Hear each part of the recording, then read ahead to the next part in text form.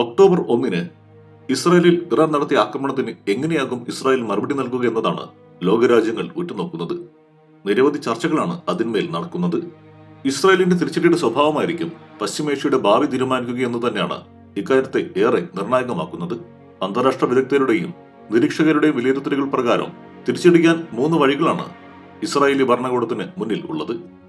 ഇസ്രായേലിന്റെ അതിർത്തികൾക്കുള്ളിലേക്ക് 180-ലധികം ബാലിസ്റ്റിക് മിസൈലുകൾ ഉപയോഗിച്ചായിരുന്നു ഇറാൻ ആക്രമണം നടത്തിയത്. ആളപായം ഉണ്ടാക്കിയിട്ടില്ലെങ്കിൽ പോലും നാശനഷ്ടങ്ങൾ സംഭവിച്ചിരുന്നു. ഇത് ഇസ്രായേലിന് വലിയ നാണക്കേടുണ്ടാക്കിയതിനാൽ തിരിച്ചടി ഉണ്ടാകുമെന്ന കാര്യത്തിൽ ആർക്കും സംശയമില്ല. പക്ഷെ അതെങ്ങനെയാകുമെന്നത് മാത്രമാണ് എല്ലാവരും ഉറ്റുനോക്കുന്നത്. ഏപ്രിൽ 1 ഡമാസ്കസിലെ എംബസി ആക്രമിച്ച് മുതിർന്ന സൈനിക കമാൻഡർ മുഹമ്മദ് റസ നഹേദിയെ കൊലപ്പെടുത്തിയതിനു പകരമായി ഏപ്രിൽ 14 ഇറാൻ ഇസ്രായേലിലേക്ക് മുൻകൂട്ടി അറിയിച്ച ആക്രമണം നടത്തിയിരുന്നു. ഏപ്രിൽ 19 ഇസ്രായേൽ തിരിച്ചടിയും നൽകി. അന്നത്തെ ആക്രമണത്തോടെ ഇറാന്റെ വ്യോമപ്രതിരോധ സംവിധാനങ്ങളുടെ പോരായ്മ ലോകത്തിനു മുന്നിൽ വെളിപ്പെട്ടിരുന്നു. താരതമ്യേന വളരെ ചെറിയ വ്യോമാക്രമണമാണ് ഇസ്രായേൽ നടത്തിയതെങ്കിലും അതിനെ പ്രതിരോധിക്കാൻ ഇറാന് കഴിഞ്ഞിരുന്നില്ല. ഇറാന്റെ ഏറ്റവും മികച്ച വ്യോമപ്രതിരോധ സംവിധാനമായ റഷ്യൻ നിർമ്മിത S-300 അന്ന് ഇസ്രായേൽ നശിപ്പിക്കുകയും ചെയ്തിരുന്നു.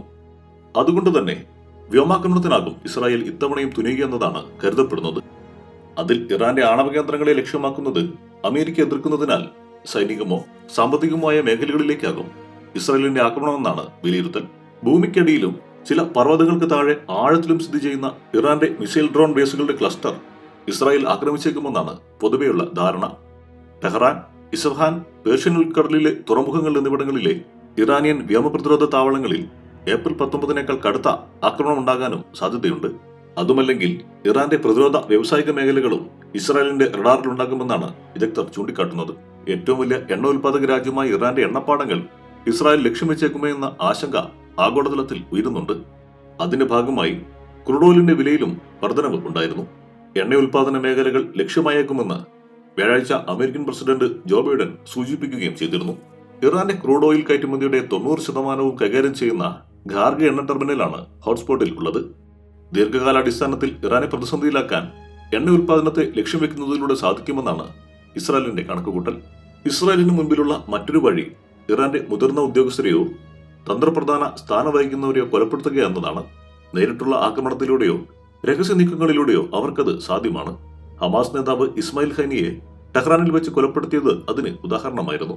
2020 നവംബറിൽ റിമോട്ട് കൺട്രോൾ മെഷീൻ ഗണ്ണും ഉപയോഗിച്ച് മൊഹസൈൻ ഫാക്കിർ സദ ഉൾപ്പെടെ നിരവധി ഇറാനിയൻ ആണവശാസ്ത്രജ്ഞരെ ഇസ്രായേൽ കൊലപ്പെടുത്തിയിട്ടുണ്ട്.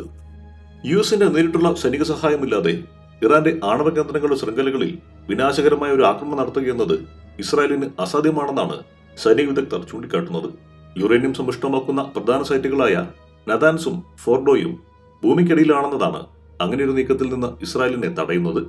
അമേരിക്ക അതിനോട് സഹകരിക്കാത്തതിനാൽ ഇസ്രായേൽ ശ്രമിക്കാനുള്ള സാധ്യതയും വിരളമാണ്. News desk, one nation media.